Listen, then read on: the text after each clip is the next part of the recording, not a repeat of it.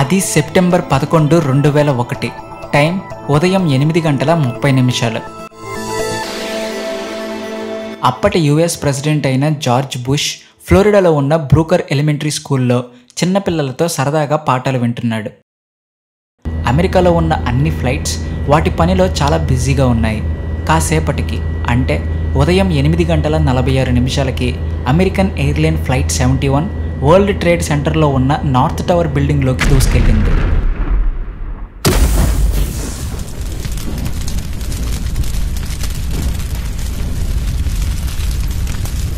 మళ్ళీ 17 నిమిషాల తర్వాత 9:03 యునైటెడ్ ఎయిర్లైన్స్ ఫ్లైట్ 175 సౌత్ టవర్లోకి దూసుకెళ్ళింది.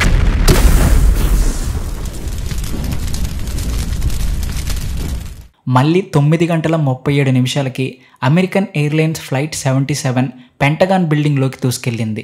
ప్రెసిడెంట్ జార్జ్ బుష్కి ఈ విషయం తెలిసింది. వెంటనే షాక్ అయిపోయాడు. ఇంటెలిజెన్స్ టీం నుంచి ఒక హెచ్చరిక వచ్చింది. జార్జ్ బుష్ని చంపడానికి ఏదైనా ఫ్లైట్ ఆ స్కూల్లోకి దూసుకురావచ్చు అని చెప్పారు. ఇక వెంటనే యుఎస్ఏ దేశంలో ఉన్న అన్ని ఏరోప్లేన్స్ని ఆగిపోమని, ఇన్ కేస్ అవి ట్రావెలింగ్లో ఉంటే కెనడాలో ల్యాండ్ చేయమని ఆర్డర్ వచ్చింది. సెక్యూరిటీ జార్జ్ బుష్ని స్కూల్లో నుంచి బయటకు తీసుకువచ్చి ఎయిర్ ఫోర్స్ 1 ప్లేన్లోకి తీసుకువెళ్లారు. అక్కడ నుంచి తను ఆండ్రూస్ ఎయిర్ బేస్కి వెళ్తున్నాడు. ఆ మార్గం మధ్యలో 2 F-16 జెట్స్ ఆ ప్లేన్కి 2 వైపులా వచ్చాయి. వీళ్ళ జాబ్ ఏంటి అంటే ఆ ప్లేన్ని ఎవరూ అటాక్ చేయకుండా సేఫ్గా ప్రొటెక్ట్ చేయడం. United Airlines flight 93 White House బిల్డింగ్లోకి వెళ్లేలా హైజాకర్స్ ప్లాన్ చేశారు. కానీ ఆ ఫ్లైట్లోని ప్యాసింజర్స్ ధైర్యం చేసి వాళ్ళ మీద తిరగబడడంతో ఆ ప్లేన్ 10:03 పెన్సిల్వేనియాలో కూలిపోయింది. ఈ 9/11 అటాక్ మొత్తంలో 2996 మంది చనిపోయారు. జార్జ్ బుష్ వెంటనే ఇది ఎవరు చేశారో కనుక్కోమని CIA సెంట్రల్ ఇంటెలిజెన్స్ ఏజెన్సీకి అప్పచెప్పాడు. వాళ్ళు వెంటనే ఆ ఫ్లైట్స్లో ప్రయాణించిన ప్యాసింజర్స్ లిస్టు మొత్తాన్ని గ్యాదర్ చేశారు.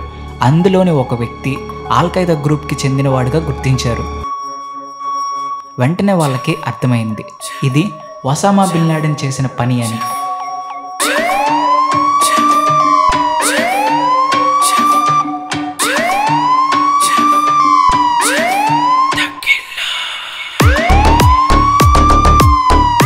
ఇది తెలుసుకున్న జార్జ్ బుష్ ఒకే ఒక్క మాట చెప్పాడు, ఈ పనిని చేసిన వాళ్ళు ఎక్కడున్నా కనుక్కోండి, వెంటనే చంపేయండి.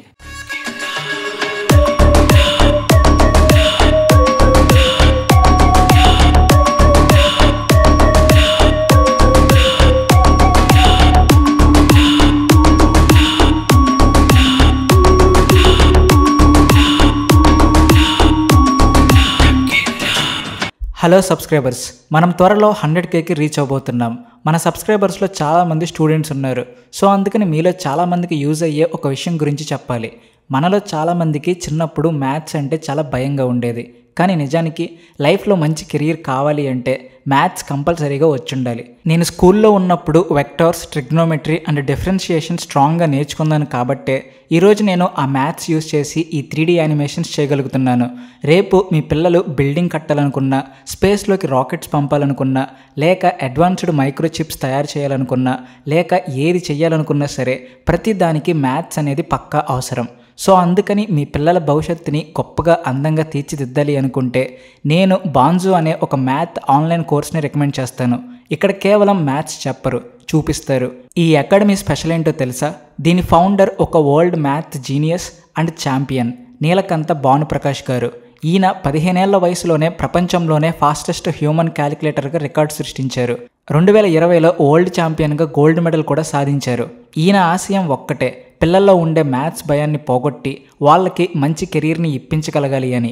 ఇక్కడ కేవలం మ్యాథ్స్ మాత్రమే కాదు, extraordinary techniques, logical reasoning, mental calculations, speed మ్యాథ్స్ని కూడా నేర్చుకుంటారు.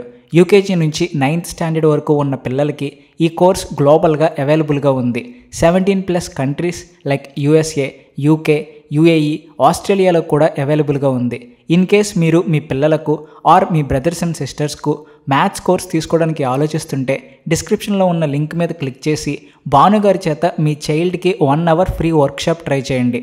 క్లాస్ తీసుకున్నాక మీకే ఒక క్లారిటీ వస్తుంది. కానీ ఈ వర్క్షాప్ కేవలం ఫస్ట్ 50 స్టూడెంట్స్కి మాత్రమే, అది కూడా నా లింక్ ద్వారా రిజిస్టర్ అయితేనే. లేట్ చేయకుండా మీ పిల్లలకి లేదా మీ రిలేటివ్స్ పిల్లలకి లేదా మీకు తెలిసిన వాళ్ళకి ఈ కోర్స్ని రికమెండ్ చేయండి. వాళ్ళ ఫ్యూచర్ బాగుండాలంటే వెంటనే ఈ వర్క్షాప్ ట్రై చేయమని చెప్పండి. రిజిస్ట్రేషన్ లింక్ డిస్క్రిప్షన్లో ఉంది. కానీ బిన్ లాడెన్ను పట్టుకోవడం అంత ఈజీ అయితే కాదు. ఎందుకంటే తను ఆఫ్ఘనిస్తాన్లో ఉంటున్నాడు. అప్పుడు తాలిబాన్ గవర్నమెంట్ రూలింగ్లో ఉంది. వాళ్ళు బిన్ లాడెన్ను ప్రొటెక్ట్ చేస్తున్నారు. అమెరికా తాలిబాన్ గవర్నమెంట్తో మాట్లాడి బిన్ లాడెన్ని ఇచ్చేయమని అడిగింది. కానీ వాళ్ళు ఒప్పుకోలేదు. అది సెప్టెంబర్ 15న, అంటే 9/11 జరిగిన 4 రోజుల తర్వాత ప్రెసిడెంట్ జార్జ్ బుష్ తన వార్ క్యాబినెట్ మెంబర్స్తో మీటింగ్ నిర్వహించాడు. ఆ క్యాబినెట్లో చాలామంది ఆఫ్ఘనిస్తాన్కి ఇంకొంత సమయం ఇవ్వమని బుష్ని అడిగారు. కానీ బుష్ ఒక్కటే మాట అన్నాడు, ఎఫ్ డిప్లొమసీ, మనం యుద్ధానికి వెళ్తున్నాం. ఇక అమెరికా ఆఫ్ఘనిస్తాన్లోకి వెళ్ళి బిన్ లాడెన్ను పట్టుకోవాలని డిసైడ్ అయింది. జార్జ్ బుష్ ఒక ఇన్ఛార్జ్ని నియమించి అన్నిటికీ సిద్ధం చేయమని చెప్పాడు. లాస్ట్లో మరొక మాట కూడా చెప్పాడు, బ్రతికున్నా లేక చనిపోయినా సరే బిన్ లాడెన్ మాత్రం ఎట్టి పరిస్థితుల్లోనైనా కావాలి అని చెప్పాడు. ఇక అమెరికా ఆఫ్ఘనిస్తాన్లోకి వెళ్ళడానికి సిద్ధమైంది. ఈ ఆపరేషన్కి వాళ్ళు పెట్టుకున్న పేరు ఆపరేషన్ జాబ్ బ్రేకర్. ఈ ఆపరేషన్లో అమెరికాకి ఒక అడ్వాంటేజ్ ఉంది. అదేంటి అంటే ఆఫ్ఘనిస్తాన్లో ఆల్రెడీ తాలిబాన్ గవర్నమెంట్కి ఎగెయినెస్ట్గా ఒక పోరాటం జరుగుతుంది. అదే నార్త్ అలయన్స్ టీం నుంచి. ఈ నార్త్ అలయన్స్ అనేది ఒక మిలిటరీ గ్రూప్. ఈ గ్రూప్కి తమ కంట్రీని తాలిబాన్ పరిపాలించడం ఇష్టం లేదు. అందుకని వీళ్ళు తాలిబాన్స్ మీద పోరాటం చేస్తూ ఉంటారు. అందుకని చాలా కంట్రీస్ ఈ గ్రూప్కి సపోర్ట్ చేస్తూ వచ్చేవి. మన ఇండియా కూడా ఈ గ్రూప్కి సపోర్ట్ చేసింది. సో అందుకని అమెరికా ఈ గ్రూప్తో జాయిన్ అయ్యింది. మేము మీకు కావలసిన డబ్బులు ఇస్తాం, ఆయుధాలు ఇస్తాం, మనమిద్దరం కలిసి తాలిబాన్స్ని తీసేద్దామని చేతులు కలిపారు. మరి ఇది తెలుసుకున్న తాలిబాన్ గవర్నమెంట్ ఊరికే ఉంటుందా? ఇక అవతల పక్క కూడా పోరాటానికి సిద్ధమయ్యారు. అమెరికా వర్సెస్ ఆఫ్ఘనిస్తాన్ యుద్ధం మొదలైంది. ఇక్కడ America main target bin Laden మాత్రమే. కానీ బిన్ లాడెన్ కావాలి అంటే మాత్రం తాలిబాన్ గవర్నమెంట్తో పోరాడాలి. యుఎస్ఏకి ఆఫ్ఘనిస్తాన్ని ఆక్రమించడం అనేది గోల్ కాదు. అందుకని పెద్ద ఆర్మీని దింపలేదు. సిఐఏ పారామిలిటరీ ఆఫీసర్స్ని చిన్న చిన్న గ్రూప్స్గా పంపించింది. ఎందుకంటే ఈ సిఐఏ పారామిలిటరీ టీంకి ఆఫ్ఘనిస్తాన్లోని నార్త్ అలయన్స్ గ్రూప్తో ఆల్రెడీ ఒక నెట్వర్క్ ఉంది. సెప్టెంబర్ 26న ఈ టీం ఆఫ్ఘనిస్తాన్లో దిగింది. వాళ్ళతో పాటు లక్షల డాలర్ల కొద్దీ క్యాష్, లేజర్ డెసిగ్నేటర్స్ మరియు శాటిలైట్ ఫోన్స్, అలాగే కొన్ని ఆయుధాలను కూడా తీసుకుని వచ్చారు. అవి తీసుకుని వచ్చి ఈ నార్త్ అలయన్స్ టీంకి ఇచ్చారు. నవంబర్ నెల గడిచే టైంకి ఇలా 410 మంది అమెరికన్ టీం ఆఫ్ఘనిస్తాన్లోకి వెళ్ళిపోయారు. కేవలం అమెరికా సైడ్ మాత్రమే అనుకున్న పని జరుగుతుంది అనుకుంటే మీరు ఖచ్చితంగా పొరపాటు పడినట్టే. ఎందుకంటే అటుపక్క తాలిబాన్కి సపోర్టుగా మిడిల్ ఈస్ట్ ప్రాంతాల నుంచి చాలామంది వచ్చారు. అవతల పక్క ఎంతమంది వచ్చారు అంటే యువతల పక్క America and north Alliance team చాలా చిన్నదైపోయింది, చాలా బలహీనంగా కనిపించింది. కానీ తాలిబాన్కి లేనిదొకటి అమెరికా వాళ్ళకు ఉంది, అదే ఎయిర్ పవర్. ఈ ఎయిర్ పవర్ని అమెరికా చాలా తెలివిగా వాడుకుంది. ఆఫ్ఘనిస్తాన్లోని నార్త్ అలయన్స్ టీంలోని వాళ్ళకి అమెరికా శాటిలైట్ ఫోన్స్ని ఇచ్చింది. ఈ శాటిలైట్ ఫోన్స్ చూడడానికి సేమ్ సెల్ ఫోన్స్ లాగా ఉంటాయి, కానీ కాదు, అవి శాటిలైట్ ఫోన్స్. వాటిల్లో GPS ఉంటుంది. వీళ్ళు వాటిని సీక్రెట్గా తీసుకుని వెళ్ళి ఎక్కడెక్కడైతే తాలిబాన్ బిల్డింగ్స్ కనిపిస్తాయో అక్కడికి వెళ్ళి ఆ శాటిలైట్ ఫోన్స్తో అక్కడ GPSని మార్క్ చేస్తారు.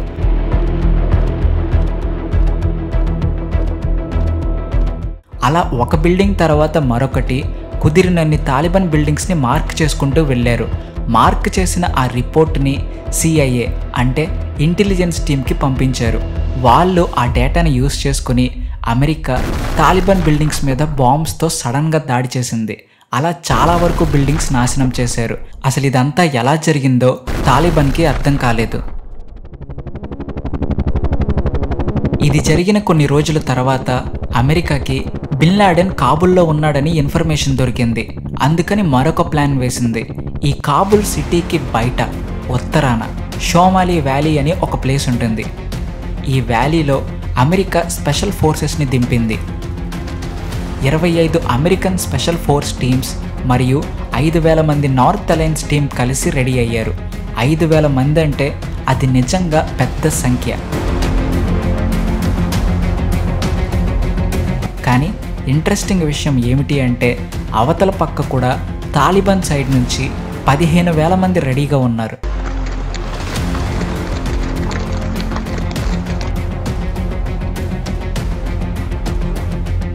అందుకని యుఎస్ఏ ఎయిర్ పవర్ సపోర్ట్ అడిగింది.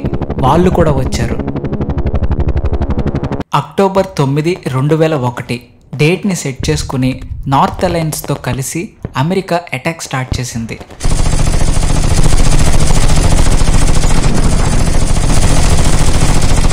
అవతల పక్క తాలిబాన్ కూడా వెహికల్స్తో వెపన్స్తో అటాక్కి బయలుదేరారు. అమెరికన్ టీమ్స్ ఫ్రంట్ లైన్లో ఉన్నారు. వాళ్ళ తర్వాత నార్త్ అలయన్స్ టీమ్స్ ఉన్నారు. అవతల పక్క నుంచి తాలిబాన్స్ వచ్చేస్తున్నారు. కానీ ఆ టైంకి అనుకోకుండా యుఎస్ ప్లేన్స్ రావాల్సిన టైంకి రాలేకపోయాయి. అంతే, తాలిబాన్స్ ఒక్కసారిగా వీళ్ళందరి మీద విరుచుకుపడింది. తాలిబాన్స్ ఎక్కువ మంది ఉండడంతో అమెరికా చాలా సఫర్ అయింది.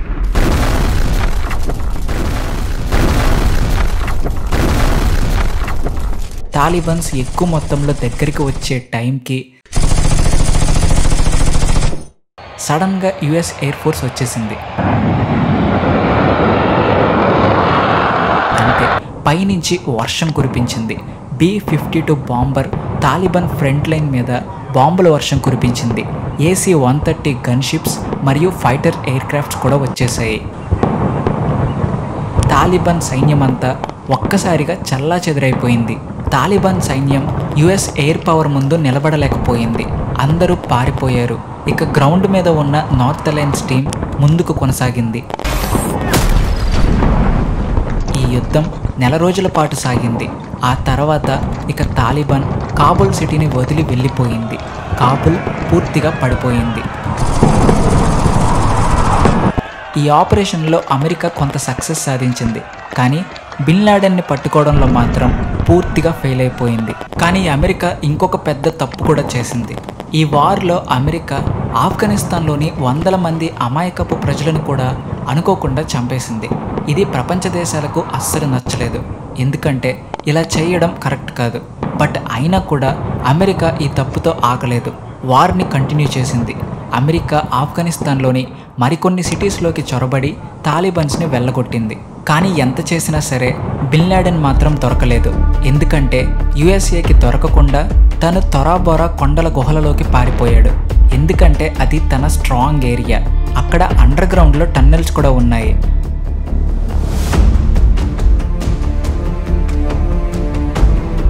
వేల మంది తాలిబాన్స్ బిన్ లాడెన్ను ప్రొటెక్ట్ చేస్తున్నారు. అమెరికా ఇదే సరైన సమయం అనుకుంది.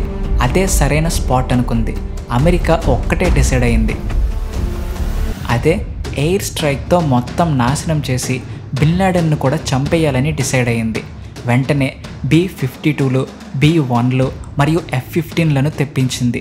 వీటితో వాళ్ళ పైనుంచి సుమారు 56 గంటల పాటు నాన్ స్టాప్గా ఆకాశం నుంచి తొరాబొరా కొండల ప్రాంతం మొత్తాన్ని దాడి చేశారు. వరల్డ్ వార్ II తర్వాత ఇంతలా బాంబ్స్ వేయడం ఇదే. చివరిగా మళ్ళీ బ్లూ 82 అనే అతిపెద్ద యుఎస్ఏ బాంబును కూడా తెచ్చి డ్రాప్ చేశారు. తాలిబాన్స్ చాలామంది మరణించారు. కానీ బిన్ లాడెన్ చనిపోయాడో లేదో తెలియదు. ఏరియా మొత్తం చాలా వరకు నాశనమైంది. బిన్ లాడెన్ బ్రతకడం కష్టం అనుకున్నారు. ఎవిడెన్స్ కోసమని అమెరికా కొంతమంది ట్రూప్స్ని ఆ ఏరియాలోకి పంపించి మొత్తం వెతకమని చెప్పింది. వాళ్ళకి బిన్ లాడెన్ గురించి ఏ ఆనవాళ్ళు దొరకలేదు. ఎవిడెన్స్ కూడా ఏమీ దొరకలేదు.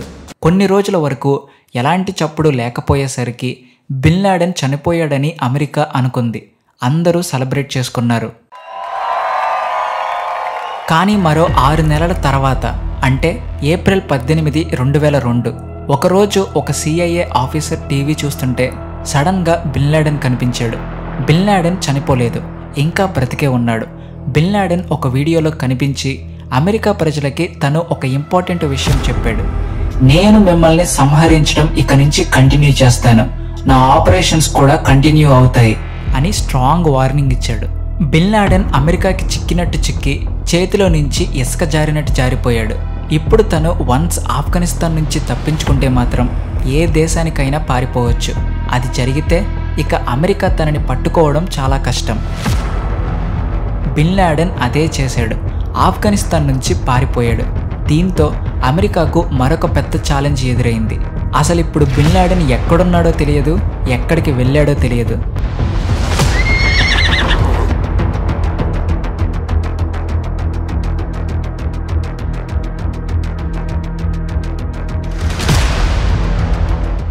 అమెరికా కొంతమంది FBI ఏజెంట్స్ని బిన్ లాడెన్ చివరిగా తప్పించుకున్న తొరాబొరా మౌంటైన్ ప్లేస్కి ఏమైనా క్లూస్ దొరుకుతాయేమోనని పంపించింది.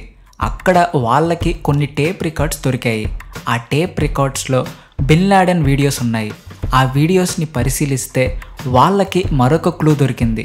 ఆ టేప్ రికార్డ్స్లో తను 9/11 ఆపరేషన్ గురించి ఎక్స్ప్లెయిన్ చేస్తూ ఉన్నప్పుడు కొన్నిసార్లు కెమెరా వైపు తిరిగి ముఖ్తార్ అని పిలిచాడు, కొన్నిసార్లు గాడ్ బ్లెస్ ముఖ్తార్ అని అన్నాడు. సేమ్ అదే వీడియోలో బిన్ లాడెన్ కొడుకు ఒక డ్రోన్ మొక్కని చూపించి ముఖ్తార్ ఇక్కడికి వచ్చి చూడు అని చెప్పాడు. అసలు ఈ ముఖ్తార్ ఎవరు అని అమెరికా ఆలోచించడం మొదలుపెట్టింది. బిన్ లాడెన్ ఎక్కడున్నా సరే ఈ ముఖ్తార్కి ఖచ్చితంగా తెలుసు అని అమెరికాకి అర్థమైంది. అందుకని మనం మొదటిగా ఈ ముఖ్తార్ని పట్టుకోవాలని అమెరికా డిసైడ్ అయింది. ఈ ముఖ్తార్ ఎలా ఉంటాడో అమెరికాకి తెలియదు, ఎందుకంటే వీడియోస్లో తను ఎక్కడా కూడా కనిపించలేదు. తనే మొత్తం షూట్ చేశాడు. బిన్ లాడెన్ టీంలో ఉన్న అందరినీ, అలాగే తన చుట్టూ పనిచేసే వాళ్ళందరి గురించి వీలైనంత వరకు CIA ఇన్ఫర్మేషన్ సేకరించింది. కానీ ఒక పర్సన్ మాత్రం మిస్ అవుతున్నాడు. ఆ పర్సనే ముఖ్తార్. CIA ఇంటెలిజెన్స్ టీంకి ఇది డెడ్ ఎండ్ లాగా అనిపించింది. ఈ ముఖ్తార్ని కనుక్కోవడం చాలా కష్టమని అనుకున్నారు. బట్ ఒకరోజు, ఒక సంవత్సరం తర్వాత సడన్గా బిన్ లాడెన్ టీంలో ఒకరైన అబూ జుబేదా గురించి ఒక లీడ్ దొరికింది. ఈ అబూ జుబేదా బిన్ లాడెన్కి రైట్ హ్యాండ్ లాంటివాడు. ఇతనిని CIA చాలా సీక్రెట్గా ట్రాక్ చేసింది. ఎక్కడికి వెళ్ళినా సీక్రెట్గా నిఘా పెట్టి ఉంచింది. మార్చ్ 2003న తను పాకిస్తాన్లోని ఫైసలాబాద్లో ఉన్నాడు అని తెలిసింది. వెంటనే అమెరికా CIA మరియు పాకిస్తాన్ ISIతో కలిసి ఫైసలాబాద్లో ఉన్న అబూ జుబేదా మీద రైడ్ చేయించింది.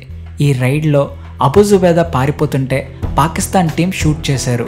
అబూ జుబేదా చాలా దారుణంగా గాయపడ్డాడు. కానీ చివరికి తనని ప్రాణాలతో పట్టుకున్నారు. వెంటనే తనని హాస్పిటల్కి తీసుకుని వెళ్ళారు. డాక్టర్ ట్రీట్మెంట్ ఇచ్చి తను కేవలం ఈరోజు నైట్ మాత్రమే బ్రతకగలడు, తెల్లారేసరికి ఉండకపోవచ్చు అని చెప్పాడు. వెంటనే అమెరికా యొక్క FBI ఏజెంట్స్ తనని ఇంట్రాగేట్ చేయడానికి వచ్చారు. ఆ ఇంట్రాగేషన్లో అబూ జుబేదా కొన్ని సీక్రెట్స్ని రివీల్ చేశాడు. ఆల్-ఖైదా ఒక అటాక్ చేయడానికి ప్లాన్ చేస్తున్నారు అని చెప్పాడు. అప్పుడు ఒక FBI ఏజెంట్, అయితే నేను ఒకరి ఫోటో చూపిస్తాను, తనే ఆ అటాక్ చేయబోతున్నాడా లేదా అనేది చెప్తావా అని అడిగితే సరే చెప్తాను అని అన్నాడు. FBI ఏజెంట్ తన ఫోన్లో ఒక ఫోటోని చూపించాడు. అబూ జుబేదా తను కాదు అని చెప్పాడు. యాక్చువల్లీ ఆ FBI ఏజెంట్ ఒక రాంగ్ ఫోటోని చూపించాడు. సరే గాని పోనీ ఇతనెవరో తెలుసా నీకు అని అడిగాడు. అప్పుడు అబూ జుబేదా ఇతనే ముఖ్తార్ అని అన్నాడు. అసలు ఆ ఫోటోలో ఉన్నది ఖలీద్ షేక్ మహమ్మద్, USAకి మోస్ట్ వాంటెడ్ మ్యాన్. 9/11 అటాక్ని ఎగ్జిక్యూట్ చేసింది కూడా ఇతనే. ఆ మాస్టర్ మైండ్ ఇతనితే. అతనే ముఖ్తార్గా ఆల్-ఖైదాలో ఉన్నాడు. ఆ తర్వాత USA ఇతన్ని పట్టుకోవడానికి కొన్ని స్పై ఆపరేషన్స్ నిర్వహించింది. వాటి ద్వారా ఈ ముఖ్తార్ పాకిస్తాన్లోని రావిల్పిండిలో ఉన్నాడు అని కనుక్కున్నారు. చివరికి మార్చ్ 2003లో Mukhtar alias Khalid Sheikh Mohammed తన పుట్టినరోజు నాడున ముఖ్తార్ ఇంటి మీద దాడి చేశారు. ముఖ్తార్ అండర్వేర్లో ఉండగానే అరెస్ట్ చేసి తీసుకెళ్లిపోయారు. ఈ ముఖ్తార్ని ఇంట్రాగేట్ చేసి చాలా ఇన్ఫర్మేషన్ని బయటకు లాగారు. నెక్స్ట్ చేయబోయే వాటి గురించి కూడా ఇన్ఫర్మేషన్ ఇస్తున్నాడు. కానీ బిన్ లాడెన్ ఎక్కడ ఉన్నాడు అని అడిగితే మాత్రం చెప్పట్లేదు. బట్ బిన్ లాడెన్ పాకిస్తాన్లోనే ఉన్నాడు అనేది మాత్రమే తెలిసింది. 2009 జనవరిలో బారక్ ఒబామా అమెరికాకు ప్రెసిడెంట్ అయ్యాడు. తన ఫస్ట్ డే తన ఆఫీస్లోకి వచ్చాక తను ఇచ్చిన మొదటి టాస్క్ బిన్ లాడెన్ మీద ఎక్కువ ఫోకస్ చేయండి అని చెప్పాడు. ఎక్స్ట్రా రిసోర్సెస్ ఇచ్చాడు, ఎక్స్ట్రా టీమ్ ఇచ్చాడు. ఇక USA బిన్ లాడెన్ ఆపరేషన్ని రీస్టార్ట్ చేసింది.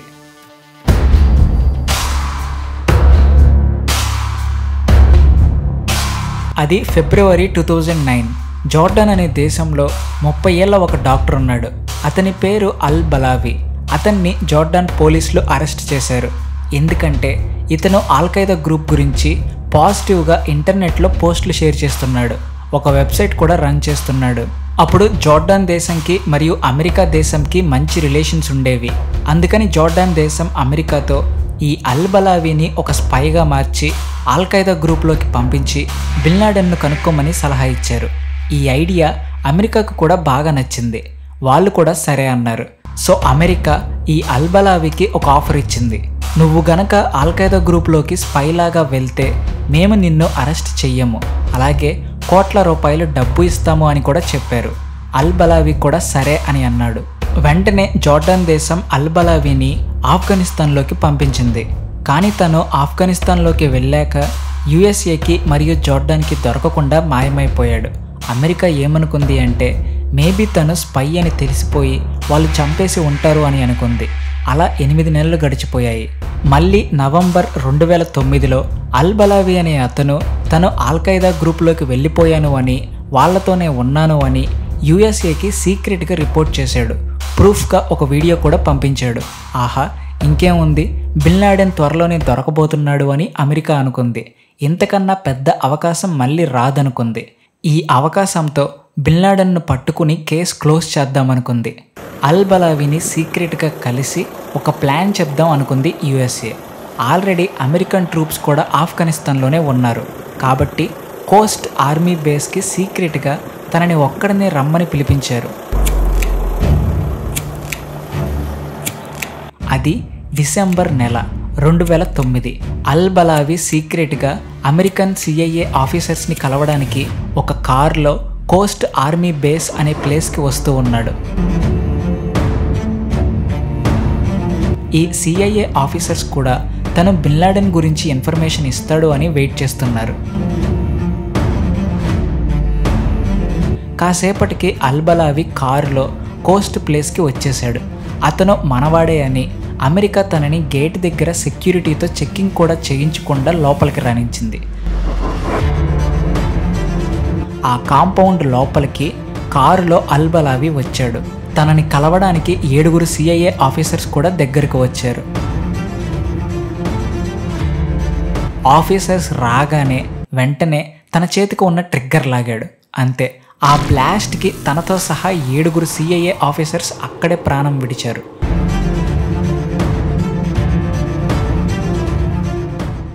ఎందుకంటే ఈ అల్ బలావి అనే అతను వన్స్ ఆల్ఖైదాలోకి వెళ్ళిపోయాక వాళ్ళ మనిషిగా మారిపోయాడు. యుఎస్ఏ ఈ అల్ బలావికి కొన్ని కోట్ల రూపాయలు డబ్బు ఇస్తాను అని కూడా ప్రామిస్ చేసింది. అయినా కూడా తను వాళ్ళని మోసం చేశాడు. బిన్ లాడెన్ సీక్రెట్స్ అన్నీ యుఎస్ఏకి ఇస్తాడు అని అనుకుంటే అతను రివర్స్లో యుఎస్ఏ సీక్రెట్స్ అన్నీ బిన్ లాడెన్కి ఇచ్చాడు. అందుకని ఇలా యుఎస్ఏ మీదనే రివర్స్ ప్లాన్ వేసి వాళ్ళందరినీ చావు దెబ్బ కొట్టారు.